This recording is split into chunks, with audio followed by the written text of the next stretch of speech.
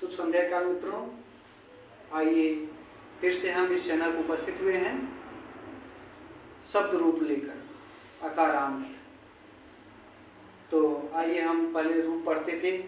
प्रथमा विभक्ति, एक वचन, द्विवचन और बहुवचन 7 पढ़ते थे और ऐसे रूप याद करके हम प्रतियोगिता परीक्षा में भाग लेते थे। तो आज जो प्रतियोगिता जो क्या कहते हैं कंपटीशन जो परीक्षाएं हैं, इस परीक्षा में समय कम रहता है और कम समय में हमको अच्छा मार्किंग करना पड़ता है कि हमारा समय भी कम लगे और नंबर भी अच्छा प्राप्त हो जाए, तभी हम इस प्रतियोगिता परीक्षा में पहला स्थान या दूसरा स्थान प्राप्त कर सकते हैं।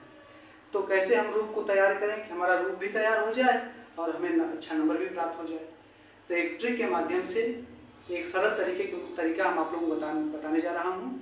तो इस सरल तरीके के माध्यम से हम रूप को आसानी से याद कर सकते हैं। लोग कहते थे कि रूप बहुत कठिन है, लेकिन मैं आपसे यह बताना चाहता हूँ कि रूप बहुत सरल है। रूप बहुत सरल है। आप मेरे वीडियो को बार बार बस देखिए, याद करने के लिए नहीं कर रहा हूँ, बस मेरे वीडियो को बार बार आप देखिए, आपको अकारांत, इकारांत, उकारांत सभी रूप आसानी से याद हो जाएंगे और आप प्रतियोगिता परीक्षा में रूप से आने वाले सवाल को आप आसानी से हल कर सकते हैं। तो आइए देखते हैं रूप कैसे पढ़ा जाता है। तो जैसे पहले हम लोग पढ़ते थे, कैसे पढ़ते थे? एक वचन, प्रथमा विभक्ति की एक वचन, दो वचन और बहुवचन को एक साथ पढ़ते थे। लेकिन अब हम आपको बताते हैं कि ऐसे न पढ़कर हम एक वचन को प्रथमा विभक्ति से सप्तमी तक एक साथ अगर हम पढ़ें, द्विवचन को प्रथमा विभक्ति से सप्तमी तक एक साथ पढ़ें और बहुवचन को प्रथमा विभक्ति से सप्तमी तक एक साथ पढ़े, तो ये आसानी से सारे रूप याद हो सकते हैं। तो इसमें हमको मेहनत भी नहीं करना पड़ेगा। क्यों? क्योंकि हमको सिर्फ प्रथमा विभक्ति तैयार करना पड़ेगा, प्रथमा विभक्ति को थोड़ा तैयार करना पड़ेगा और द्वितीय विभक्ति, द्विवचन और बहुवचन तैयार करने की आवश्यकता नहीं है। बस एक दिमाग लगाना, ट्रिक लगाना है। क्यों? क्योंकि इसमें द्विवचन में आपको प्रथमा विभक्ति और द्वितीय विभक्ति का रूप एक समान चलता है, तृतीया, चतुर्थी, पंचमी का एक समान चलता है, षष्ठी, सप्तमी का एक समान चलता है और संबोधन जो होता है वह जो प्रथमा विभक्ति द्विवचन का रूप होता है वही संबोधन होता है। ऐसे ट्रिक के माध्यम से हम द्विवचन और बहुवचन को आसानी से तैयार कर सकते हैं। तो आइए हम लोग पढ़ते हैं। क्यों? क्योंकि देखा जाता है कि जैसे मान लीजिए प्रश्न आपसे पूछ दिया, रामायण कौन सा विभक्ति कौन सा वचन है। आपके पास समय कम है, आपके पास समय कितना है? मान लीजिए आपको 5 मिनट समय दिया गया या 2 मिनट समय दिया गया और पूछ दिया कि रामायण कौन सा विभक्ति कौन सा वचन है, तो आप पढ़ेंगे रामः रामो रामाः, रामम रामो रामान, रामेण। आप अर्थात आप इतने शब्द को पढ़ेंगे तब आपको रामायण आएगा, तब आप आंसर उसका देंगे। और जो बच्चा, जो छात्र उसे पढ़ेगा रामः रामम रामेण, तो वह 2 शब्द पढ़ा, तीसरे के शब्द में उसको आंसर मिल जाएगा। इसलिए मैं आपको थोड़ा ट्रिक के माध्यम से रूप तैयार करने का तरीका बताता हूं। अगर आपको पसंद आए इस तरीके से आप रूप तैयार करिए, आपको सारा रूप आसानी से तैयार हो जाएगा। चलिए मेरे साथ आप लोग चैनल पर ये रूप को मैं पढ़ रहा हूं, उसको आप लोग दोहराने का प्रयास करें। राम है रामम रामेण रामाय, रामात रामस्य रामे राम। राम है रामम रामेण रामाय, रामात रामस्य रामे राम। प्रथमा द्वितीया तृतीया चतुर्थी, पंचमी षष्ठी सप्तमी संबोधन। राम है रामम रामेण रामाय, रामात रामस्य रामे राम। रामो रामो रामाभ्याम रामाभ्याम रामाभ्याम, रामयोः रामयोः हे रामो। रामो रामो रामाभ्याम रामाभ्याम रामाभ्याम, रामयोः रामयोः हे रामो। रामा रामान रामय रामेभ्यः, रामेभ्यः रामाणाम रामेषु हे रामा। राम रामान राम रामेभ्यः, रामेभ्यः रामाणाम रामेषु हे रामा। प्रथमा द्वितीया तृतीया चतुर्थी, पंचमी षष्ठी सप्तमी संबोधन।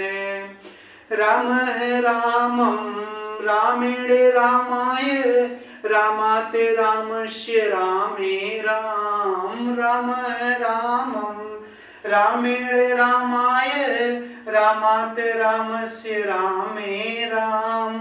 आप लोग भी बोलिए, राम रामम रामेण रामाय रामात् रामस्य रामे राम। प्रथमा द्वितीया तृतीया चतुर्थी पंचमी षष्ठी सप्तमी संबोधन। राम रामम रामेण रामाय रामात् रामस्य रामे राम।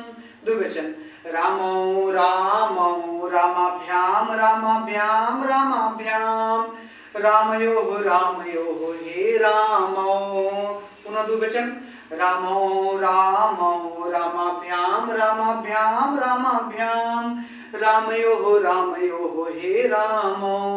बहुवचन, राम रामान राम रामेभ्यः रामेभ्यः राम राम रामेषु हे रामा। राम रामान राम रामेभ्यः रामेभ्यः राम राम रामेषु हे रामा। इस प्रकार से आप लोग क्या नाम है, राम का रूप आसानी से याद कर सकते हैं। इसी प्रकार से बालक का रूप चलेगा, अर्थात अकारांत जितने रूप हैं, अकारांत पुल्लिंग लिंग, अकारांत पुल्लिंग लिंग जितने रूप है सारे रूप राम की तरफ चलेंगे। जैसे देखिए है क्या है, बालकः बालकम बालकेन बालकाय बालकात् बालकस्य बालके बालक। देखिए बालकः बालकम बालकेन बालकाय बालकात् बालकस्य बालके बालक। बालकौ बालकौ बालकाभ्याम बालकाभ्याम बालकाभ्याम बालकयोः बालकयोः हे बालकौ। बालकाः बालकान् बालकै बालकेभ्यः बालकेभ्यः बालकानां बालकेषु हे बालकाः। इसी प्रकार से जितने रूप अकारांत के हैं वह सारे रूप राम की तरफ चलेंगे। अर्थात देख आप लोग एक बार देखिए, द्विवचन में आप रामो याद किए तो रामो रामो तैयार हो गया, दिमाग में बस बैठाइए कि 2 बार रामो रामो है। फिर एक रामाभ्याम तैयार कर लिए तो गया रामाभ्याम रामाभ्याम रामाभ्याम, अर्थात तृतीया चतुर्थी पंचमी तीनों में क्या है, रामाभ्याम रामाभ्याम रामाभ्याम है। एक रामयोग तैयार कर लिए तो आपको हो गया रामयोग, रामयोग हो गया, 2 रामयोग हो गया। और जो क्या नाम है प्रथमा विभक्ति द्विवचन में जो रामो है वही आपका संबोधन में है। तो आपको क्या पढ़ना पड़ा, सिर्फ रामो रामाभ्याम रामयोग 3 शब्द आपने पढ़ा और आपका द्वितीय द्विवचन आपका पूरा तैयार हो गया। ऐसे इसमें भी है, इसमें भी रामेभ्य रामेभ्य है, रामाणाम रामेषु। तो इस प्रकार से हमारे कहने का तात्पर्य है, अगर इस प्रकार से आप तैयार कर रहे हैं तो सरलता पूर्वक सारे अकारांत रूप राम की तरह जितने रूप चलेंगे सारे रूप आपको आसानी से तैयार हो जाएंगे। तो हम आपको याद करने के लिए नहीं कर रहे हैं, आप मेरे वीडियो को बार बार ओपन करके देखिए, बार बार देखिए। जैसे मूवी है, कोई पिक्चर है या कोई सॉन्ग चल रहा है, कोई भजन चल रहा है, आप भजन को याद नहीं करते हैं, गाने को याद नहीं करते हैं, लेकिन बार बार आप गुनगुनाते रहते हैं, बार बार सुनते रहते हैं, बार बार सुनते सुनते वह भजन याद हो जाता है, कितना बड़ा भजन याद हो जाता है।